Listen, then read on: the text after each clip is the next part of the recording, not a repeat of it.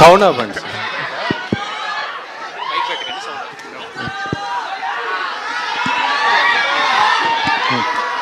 Sir. Naresh garu ఇక్కడ sir. ఎక్కడ sir? Sir చెప్పండి సార్. నేను వెంకట్ ఎన్టీవీ సార్. చెప్పండి. ఈ టీజర్ చూస్తుంటే మాత్రం మరొక నాందిలాగా మీరు ఒక బ్లాక్ బస్టర్ హిట్ కొడతారని అయితే అనిపిస్తుంది. థ్యాంక్ యూ అండి. కాకపోతే ఏంటంటే సీరియస్ కంటెంట్ బాగా ఇది ఉంది కదా. ఇప్పుడు పుష్ప రాబోతుంది, సేమ్ ఆ ఫ్లేవర్ నాకు అనిపిస్తుంది. వెంటనే ఇదంటే కొద్దిగా మీకు ఇబ్బంది కదా సార్? ఇది అంటే అలా కాదండి, ఇదంతా ఇప్పుడు పుష్పలాగా ఇది కూడా 90s జరిగే కథేనండి. సో మీ గెటప్లు అంతా 90s అందరూ సిమిలర్గా ఉంటుంది, ప్లస్ ఊర్లో జరిగే క్యారెక్టర్లు. సో మేము దానికోసం జీన్స్ లేసి అలాంటి ఏం చేయలేమండి. సో మీరు దీని ముందు చాలాసార్లు ఇప్పుడు దసరా వచ్చినప్పుడు అలాగే అన్నారు మీరు, అదే అలాగే పుష్పలాగా ఉందండి. సో ఏ సినిమాకి ఆ సినిమా కంటెంట్ అండి. సో పుష్పాది వేరే కథ, మాది వచ్చి ఒక ట్రాక్టర్లు అండ్ ఊర్లో గోన్ సంచులు వాటి మీద జరిగే కథ అండి. సో ఇది దీంట్లో మొత్తం యాక్షన్ ఉండదండి, దీంట్లో 3 ఫైట్లే ఉంటాయి. కానీ దీంట్లో more of an emotional script అండి ఇది. సో మీరు అనుకున్నట్టు ఇది ఫుల్ యాక్షన్ మాత్రమే కాకుండా చిన్న ఎమోషనల్, డెఫినెట్గా ఫీల్ అవుతారు, కొన్ని చోట్ల బాధపడుతుంటారు అన్ని. So it's mix of emotion అండి. It's not a serious film, it's not an action film. అంటే నీ అంత మూర్ఖుడు ఉండడరా అని అన్నారు కదా, అంటే ఏంటి ఆ మూర్ఖత్వం ఎందుకు వచ్చింది ఆ క్యారెక్టర్కి? ఏంటి ప్రతి ఒక్కరి మనిషిలో ఉంటుందండి. అంటే మనం కూడా ఎక్కడో చోట ఏదో ఒకటి మన అమ్మ గురించి, అమ్మ చెప్పినప్పుడు లేకపోతే ఇంకో ఫ్రెండ్ చెప్పినప్పుడు ఆ మాట వినకపోవటం, తర్వాత మనం ఫీల్ అవ్వటం, ఆ రోజు నేను అలా చేస్తుండకపోతే, ఆ రోజు నేను అక్కడ జూబ్లీస్లో అమ్మకపోయి ఉంటే ఇవాళకి నాకు 40,000 కోట్లు ఉండేది ప్రాఫిట్ అనుకుంటాం కదా.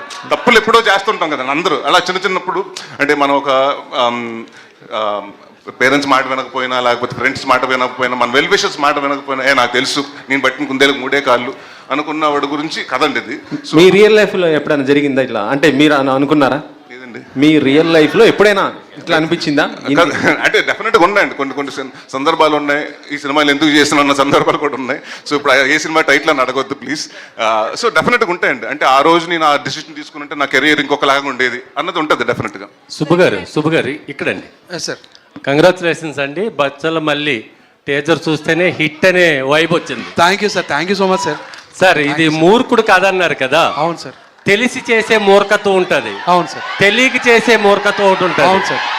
చెప్పినా వినని మూర్ఖుడు ఉంటాడు. Correct sir, correct. ఇది ఏ టైప్ ఆఫ్ మూర్ఖత్వం? కోపంలో చేస్తాం చూడండి సార్, కోపంతో మూర్ఖుడిగా మాట్లాడతాం చూడండి సార్, ఆ మూర్ఖత్వం సార్. ఒక ద్వేషంతో మూర్ఖంగా చేస్తాం చూడండి సార్, ఆ మూర్ఖత్వం సార్ ఇది. ఓకే, అంటే పల్లెటూరులో సార్ ఎక్కువ ఆడు మూర్ఖుడు రాడికి ఏం చెప్పినా వినడా అనే వింటూ ఉంటాం. Correct sir, correct sir. ఆ టైప్ ఆఫ్ మూర్ఖత్వం, ఆ టైప్ ఆఫ్ ఊరికొకడు ఉంటాడు చూడండి సార్, అందరూ అంటే అటు రివర్స్ లో మాట్లాడుతుంటాడు చూడండి సార్, ఆ క్యారెక్టర్ సార్ ఇది. నరేష్ గారు చెప్పండి సార్. నరేష్ గారు టీజర్ చాలా బాగుంది. థ్యాంక్ యూ అండి. మీ లాంగ్వేజ్లో చెప్పాలంటే ఎందుకోసం చూడాలి, దేనికోసం చూడాలి, కొంచెం వివరంగా చెప్పండి. ఎందుకోసం చూడాలంటేనండి, ఇది ప్రతి ఒక్కడు చూసుకుంటే కనెక్ట్ అవుతారండి. ప్రతి ఒక్కడు బచ్చల మళ్ళీ లైఫ్లో. ఎందుకంటే ఏదో ఒక మిస్టేక్లు చేసి సరిదిద్దుకోలేని మిస్టేక్ చేసి దాని తర్వాత అది చేస్తుంటే బాగుంటుందని ప్రతి ఒక్కడు చాలా రిపెండ్ అయి ఉంటాడండి. కానీ ఈ క్యారెక్టర్ అలా కాదు. సో మీరు ఏమనుకుంటారంటే రేపు అంటే జనరల్గా అంటాం కదండి, ఆడు మనిషికి అది మూర్ఖుడు అంటారు కదండి, అది మారిపోద్ది. ఈ సినిమా చూసిన తర్వాత ఆడు మనిషికి అది బచ్చల మళ్ళీ అంటారు, అలా మారుతుంటుంది అండి. అదే చెప్తున్నాను, డాన్స్ ఎమోషన్ అండి. ప్రతి ఒక్కడికే కనెక్ట్ అయ్యి కదా, ప్రతి కుర్రోడికి లేకపోతే ప్రతి మీకు తెలిసిన వాడి కథలా ఉంటుంది. చూసుకుంటే ఎవరే మా ఊర్లో ఇడు ఉన్నాడు కదా, ఇలాంటి కుర్రోడు ఒకటి ఉన్నాడు కదా, ఇలాగ అయిపోయాడు కదా, ఇలా ఉన్నాడు కదా లైఫ్లో అనుకుంటారు. పని బాట లేకుండా తిరిగేసి గోడల మీద కూర్చొని అమ్మాయిలు వెళ్ళి వచ్చి అమ్మాయిలు వాళ్ళతో మీద ఏదో రాయేసేసి వాళ్ళకి వెళ్ళి ఇలాంటి వాళ్ళు ఉంటారు కదా. ప్రతి ఒక్కటి అంటే అవసరం ఉన్నా లేకపోయినా గొడవ పడిపోయే క్యారెక్టర్లు ఉంటారు కదండి, అలాంటి క్యారెక్టర్ ఇతను. సో ఇది కొంచెం అంటే మనం సొసైటీలో చాలా తరచూ చూసి కదా క్యారెక్టర్. సో దాన్ని కొంచెం మూర్ఖత్వం బార్డర్లు దాటేస్తే నీ లైఫ్లో ఎలాగైపోతాయని చెప్పడానికి కోసం తీసిన కదండి. సో అది అంతకు చూడాలి. నరేష్ గారు, సుబ్బు గారు సార్, శంకరాభరణం దగ్గర నుంచి సార్ చూసుకుంటే అన్నవరంలో తీసిన సినిమా హిట్ అవ్వకుండా ఉండలేదు చరిత్రలో.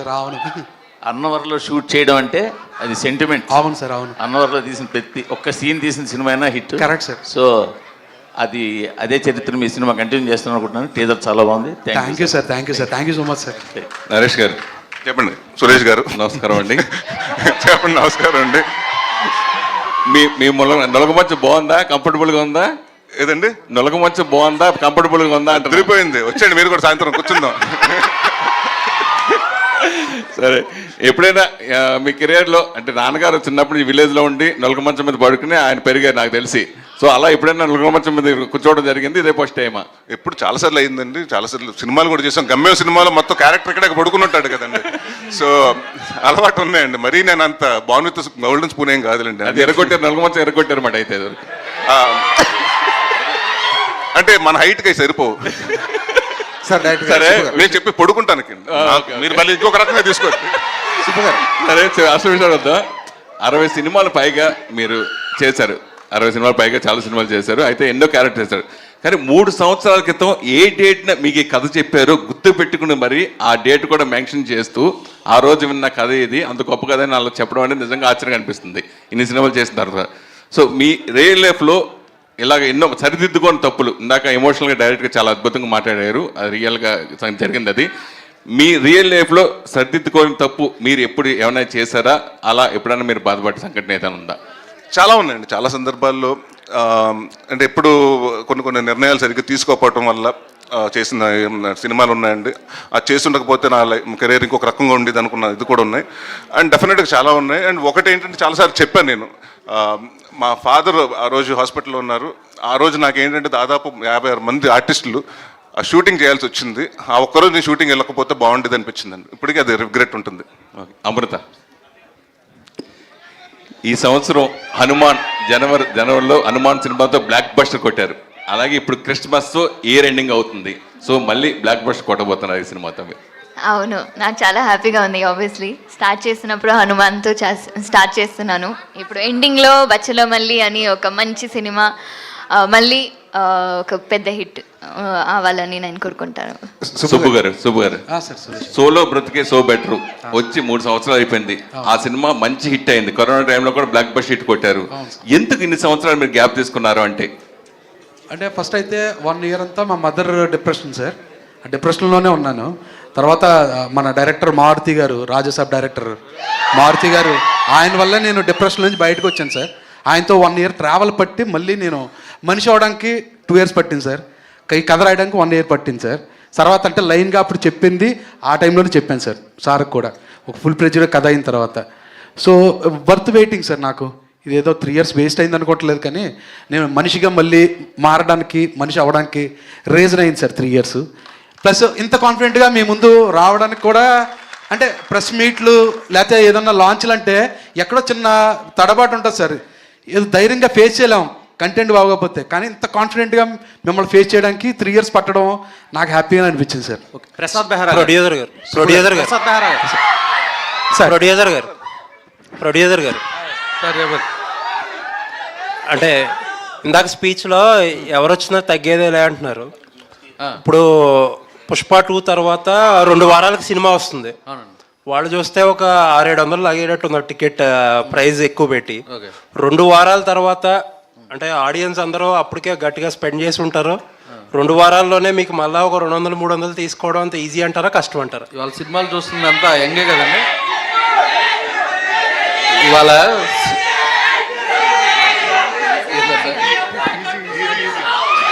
ఎక్స్ప్లెయిన్ చేస్తున్నా, వినండి. ఇవాళ సినిమా చూస్తున్నంతా యంగ్ పీపులే కదా సార్. వాళ్ళందరూ పుష్ప ఉదయం 7 గంటలకు చూడకపోతే చచ్చిపోతారు. వాళ్ళు వెళ్ళి చూసేస్తారు.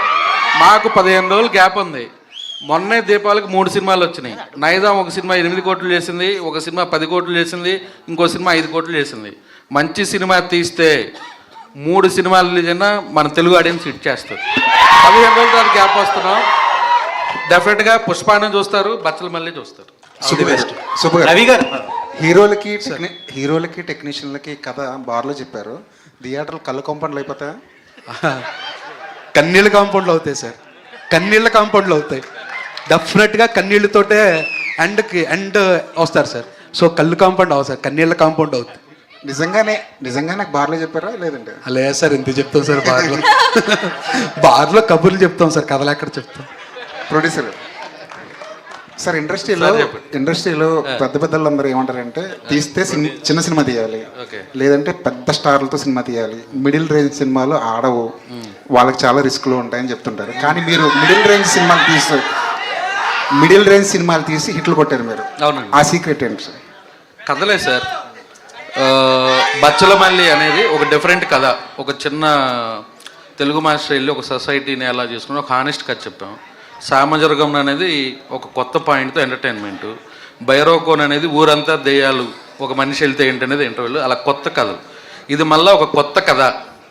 ప్రతి ఒక్క ఇంట్లో నేను చెప్పలేను కానీ ప్రతి ఒక్క లైన్లో బచ్చలమల్లి కంపల్సరీగా ఉంటాడు.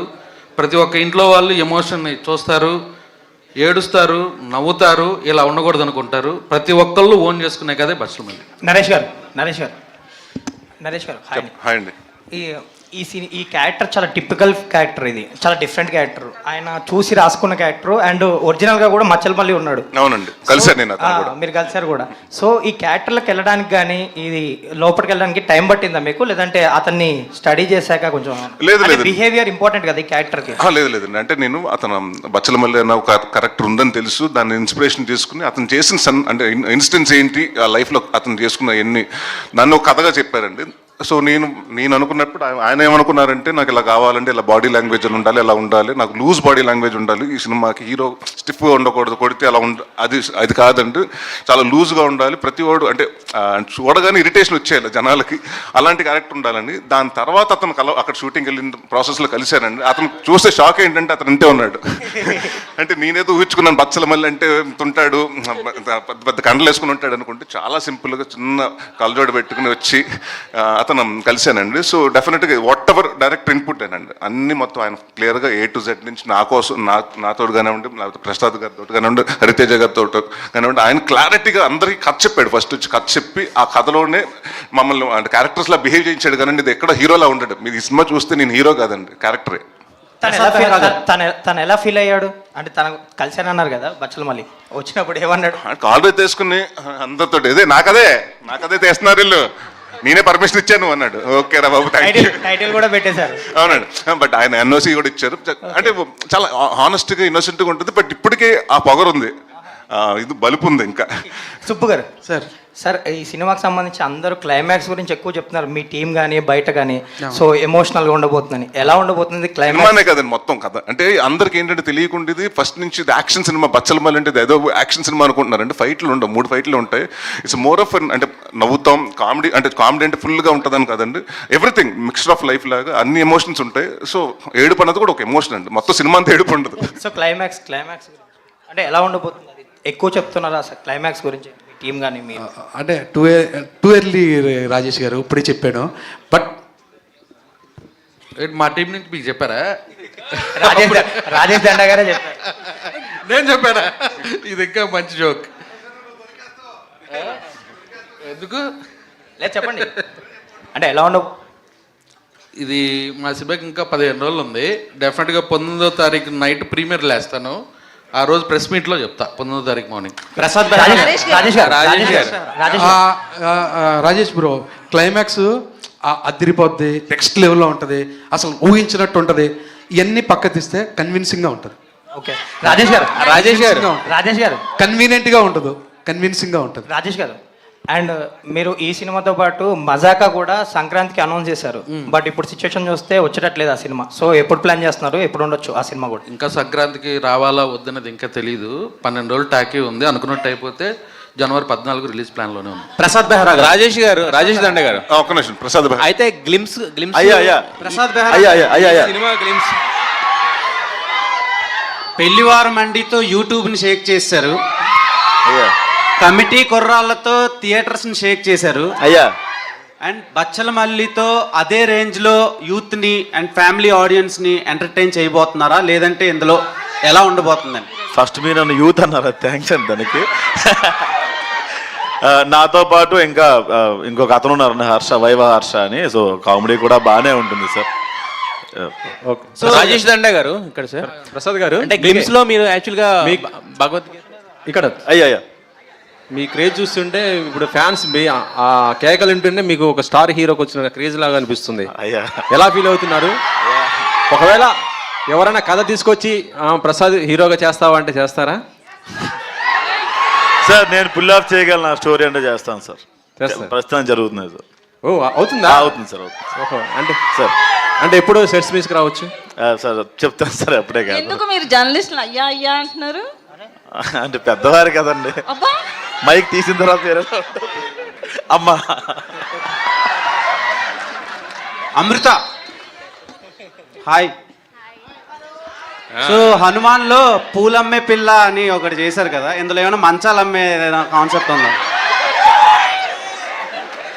అలా ఏం లేదండి. సో అది బాగా కనెక్ట్ అయింది ఆడియన్స్ కి, ఇప్పటికీ లూప్ మోడ్ లో వింటున్నారు. సో అలాంటి ఏమైనా I think both the songs in this movie చాలా బాగా రెస్పాన్స్ వస్తుంది. సో ఏదైనా ఒక సాంగ్ అలాగే అంత ఫేమస్ అయితే నాకు మా టీంకి మంచిదే.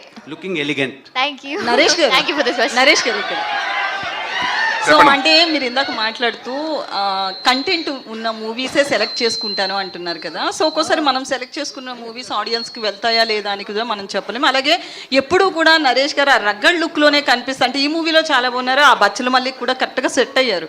బట్ ఎప్పుడు ఆ రగ్గడ్ లుక్ లేదా ఆ పాతకాలం సినిమాలు ఆ టైపు కథలను తీసుకున్న అవి పూర్తిగా వెళ్తాయి అని చెప్పలేం కదా. అంటే కంటెంట్ విషయంలో ఎట్లాంటి కేర్ తీసుకుంటారు రాబోయే సినిమాల్లో? కాదండి, మీరే అంటారు కదా కంటెంటే కావాలి కొత్తగా. ఇప్పుడు జనాలు అంటే ఒకటి ఏమైపోయిందంటేనండి, ఇది వరకు సంవత్సరానికి ఒక పెద్ద హీరోలు ఉంటారండి, మనకు 10 మంది ఉంటే వాళ్ళందరూ ఒక్కొక్క సంవత్సరానికి ఒక చెప్పు సినిమా చేసేవారండి. ఇప్పుడు అందరూ పాన్ ఇండియా సినిమాలు చేయడం వల్ల 2 సంవత్సరాలు 3 సంవత్సరాలు అవుతుంది. సో థియేటర్స్కి రావడం చాలా కష్టం అవుతుంది జనాలు.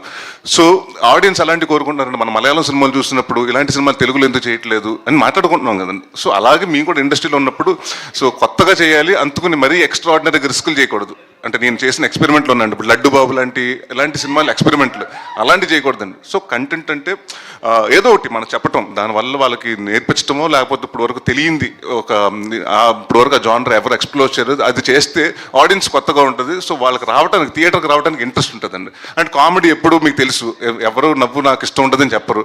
So you come to the theatres enjoy చేయడానికి. సో అది నాకు అందుకనే ఇందాక కంటెంట్ అండ్ కామెడీని 2 చూస్ చేసుకుంటానని చెప్తున్నాను. నరేష్ గారు, అయితే మీరు ఇంతకు ముందు కంటెంట్ ఉన్న సినిమాలు కామెడీ సినిమాలు ఇప్పుడు డిఫరెన్షియేట్ చేస్తున్నారు, కానీ ఇది వరకు మీ హిట్ అయిన సినిమాలన్నీ కూడా కామెడీతో పాటు కంటెంట్ కూడా ఉన్నాయి. బట్ అప్పుడు ఆడలేదు కదండి. కొన్ని సినిమాలు ఆడినాయి కదా హిట్లు. నేను సినిమా ఆడలేదు అంటే ప్రాణం సినిమా ఆడలేదు అంటే చెప్తాను కదా. ఇప్పుడు నా beginning of the career too early అండి. దాని తర్వాత అప్పుడు నేను చేశాను, ఎక్స్పెరిమెంట్లు చేశాను. దాని తర్వాత మళ్ళీ ఎప్పుడైతే గమ్యం గారి నుంచి తర్వాత శంభో కానివ్వండి, మహర్షి కానివ్వండి. సో అది తర్వాత అంటే అప్పటి వరకు అంటే మీరు నేను 50 సినిమాలు ఓన్లీ కామెడీ సినిమాలు చేశానండి. ప్రతి ఒక్కరు వచ్చి మీ సినిమాలో కామెడీ బాగుంటుంది కానీ మీరు కామెడీ యాక్టింగ్ చాలా ఎక్స్ట్రాడినరీగా చేశారని చెప్పరు. నేను ఎప్పుడైతే నాంది ఇలాంటి సినిమాలు చూసినప్పుడు నా పర్ఫార్మెన్స్ గురించి మాట్లాడతారు. So end of the day ఆర్టిస్ట్కి ఏమవుతుందంటే పర్ఫార్మెన్స్ గురించి కూడా ఉంటుంది కదా, మాకు కూడా ఒక చిన్న కాంప్లిమెంట్ కావాలి కదండి. అయితే యాక్చువల్గా దీంట్లో బచ్చలమల్లి అంటే మీరు అన్నట్టు ఇది ఓన్లీ ఫైట్స్ దీంతో ఉండే సినిమా కాదు, ఒక ఎమోషన్ వాటి మీద కూడా డ్రైవ్ అయిన సినిమా. దాంతోపాటు ఇప్పుడు మూర్ఖత్వం అనేది కామెడీ కూడా ఉంటుంది. మూర్ఖత్వం దాంట్లో చెప్తాం కదండి. ఇప్పుడు వాడు ఏంటంటే నేను ఎవరి కోసం మారను, నాకు నచ్చినట్టే బతుకుతా. సో మీరు ఉంటే ఉండండి నా లైఫ్లో, లేకపోతే వెళ్ళిపోండి. అదే నేను అనేది మూర్ఖత్వంలో కామెడీ కూడా ఉంటుంది కదా. మరి ఈ సినిమాలో కామెడీ టైమింగ్ అంటే ఇప్పుడు మన ఏమైనా గాలి సీను లేదంటే ఉండదు. ఈ సినిమాలో ప్రవీణ్ ఉన్నాడు, వైవ హర్ష గారు ఉన్నారు, ప్రసాద్ బెహ్రా గారు ఉన్నారు. కామెడీ వాళ్ళకి ఇచ్చేయండి, ఆ డిపార్ట్మెంట్ వాళ్ళు చూసుకుంటారు. ఎమోషన్స్ అంటే మూర్ఖుడు మళ్ళీ కామెడీ చేస్తే మీకు క్యారెక్టర్ పడిపోతుందండి. ఎందుకంటే ఒకడు అప్పటి వరకు స్ట్రిక్ట్ గా ఉన్నాడు, ఆడు సడన్ గా ఒక 2 జోకులు చేస్తే ఆడు మళ్ళీ ఒక క్యారెక్టర్ పెరగదండి. సో అందుకని వాడు ఎప్పుడు సీరియస్గా ఉంటాడు, వాడు చుట్టూ మాత్రం జరుగుతుంటుంది. అయితే దీనికి ఒక చిన్న ఎక్స్టెన్షన్ ఏంటంటే ఇప్పుడు మనం ఏదన్నా ఒక క్యారెక్టర్ తీసుకుంటే అంటే హీరో ఒక చిన్న నెగిటివ్ షేడ్లో ఉన్నప్పుడు ఏంటంటే ఫైనల్గా వచ్చేసరికి పాజిటివ్గా మార్చేస్తారు, ఎందుకంటే హీరో కింద చూపించాలి కాబట్టి ఎన్ని తీసుకున్నా. బట్ వాడిని ఎలా అయితే నెగిటివ్గా ఉన్నాడో ఆ నెగిటివ్గా ఎండ్ చేస్తాం అనేసరికి మిగతాది సినిమా అనేది జనాలు కనెక్ట్ అవ్వడం కానీ ఇలాంటిది ఎక్కువగా ఉంటుంది కదా. మరి దీంట్లో పాజిటివ్గా మార్చేస్తారా హీరోని, లేదంటే ఆ మూర్ఖుడు కిందే మిగిలిపోతాడా? మొత్తం చెప్పమంటున్నాడు మొత్తం లేదండి. అది మాకు ఇంకొక 20 రోజుల్లో మీకు చూస్తారు. చాలా ఇంకా ప్రెస్ మీట్లు ఉన్నాయి మీకు. అంటే నాకు తెలిసి డెఫినెట్గా థియేటర్ ట్రైలర్ చూసిన తర్వాత మళ్ళీ మీకు అంటే ఫస్ట్ కంటెంట్ చూసినప్పుడు అది యాక్షన్ ఫిల్మ్ లాగా ఉంది, దీంట్లోకి వచ్చేటప్పుడు ఏదో ఎమోషన్ ఉందనిపిస్తుంది. సో మేము ప్లాన్ కూడా అలా చేస్తున్నాం అండి. So we are taking content 1 by 1. So Rajesh garu యాక్చువల్గా మీరు గ్లిమ్స్లో భగవద్గీతకు సంబంధించిన ఒక డైలాగ్ ఏదో పెట్టారు.